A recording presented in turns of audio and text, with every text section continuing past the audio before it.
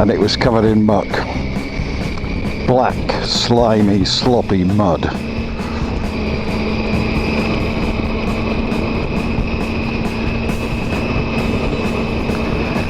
Well, hello, this is Old Man Tony here again.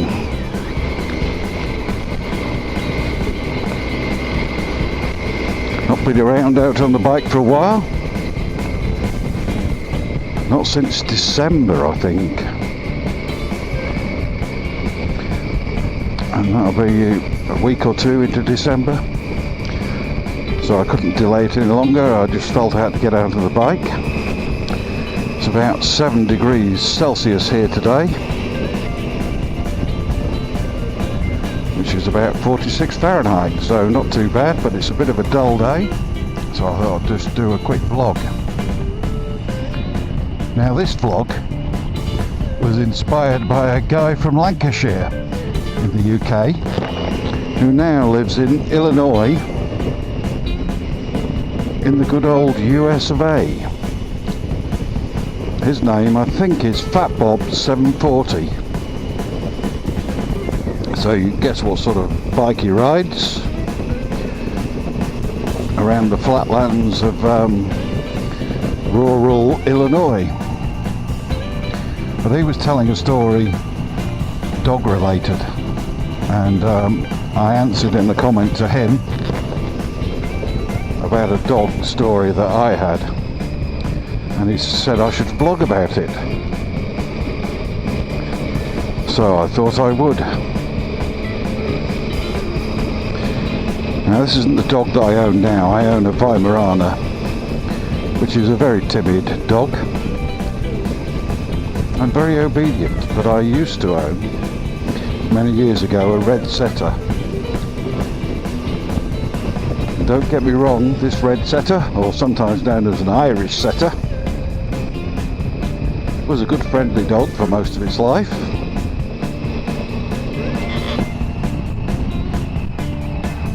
It loved people and it loved to run.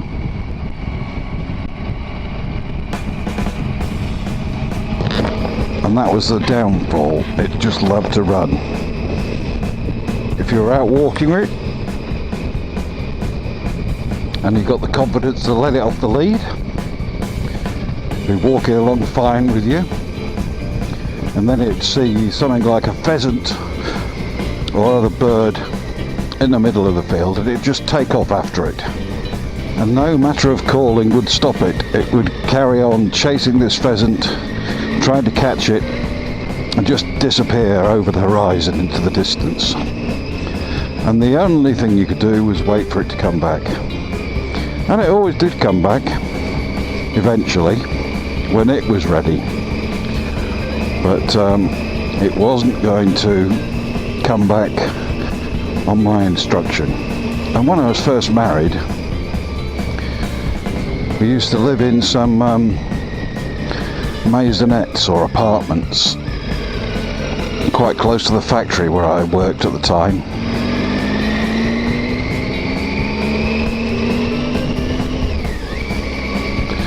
And this was a sugar factory where they processed sugar beet.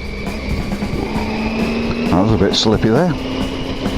And the sugar beet used to come in on trucks and it was dirty, and they washed the sugar beet off, and all the water went into a settling pond for the soil and dirt to settle out, and then they reused the water. But we used to let our dog out to do its business in the garden that we had, and it was fairly secure, but often the dog would find a way out, and it would go and find these settling ponds and go for a bit of a play in the mud, which it loved, and came back filthy.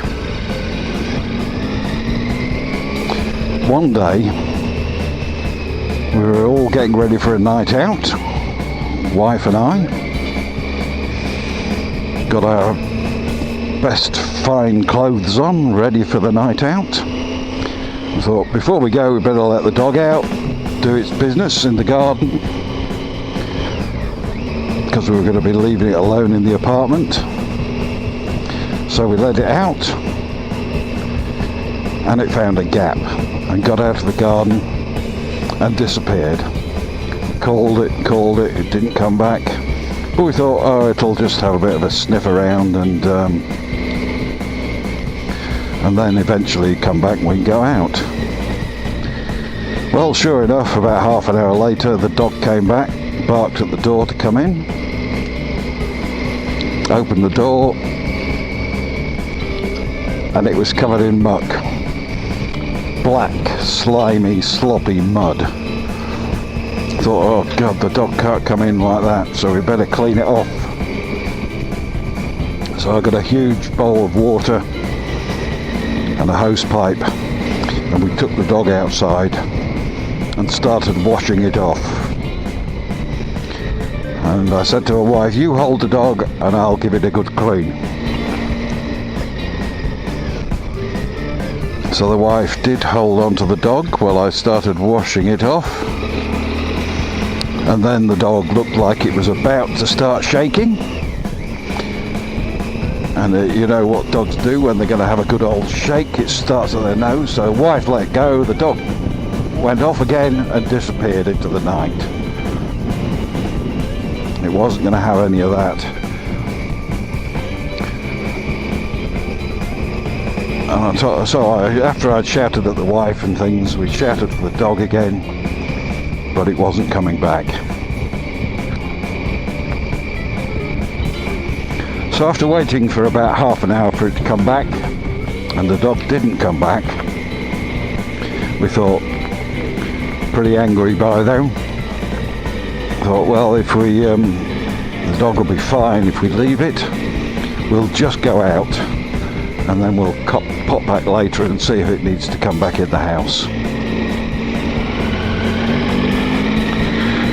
So we went down to the car,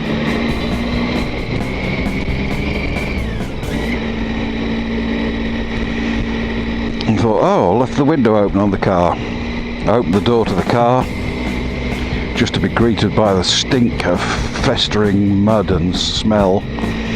The dog had come back, but it had decided to go and sit in the car where it felt safe, away from my wrath. The seats were covered in mud, everywhere was covered in mud, and we were supposed to be going out. Well, we had nothing else to do but clean the blooming thing off, and I think we were probably about 2 hours later getting to where we were going than when we originally intended.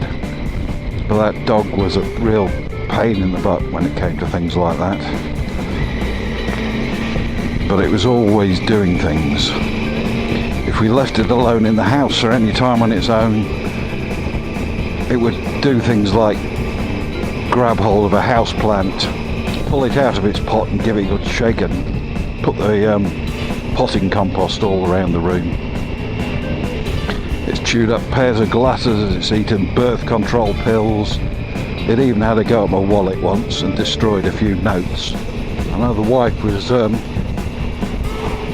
doing some ironing one day and just got a nice pile of freshly ironed clothes and saw the dog looking at the ironing. So she said, no, and it just grabbed the bit of clothing off the bottom of the pile and creased everything up again. It was a pain in the butt, but we loved it, and it was our dog. It used to go everywhere with us. Loved being in the car,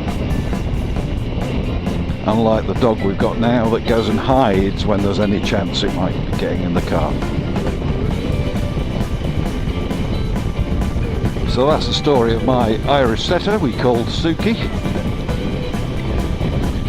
Hope that entertained you for a short amount of time.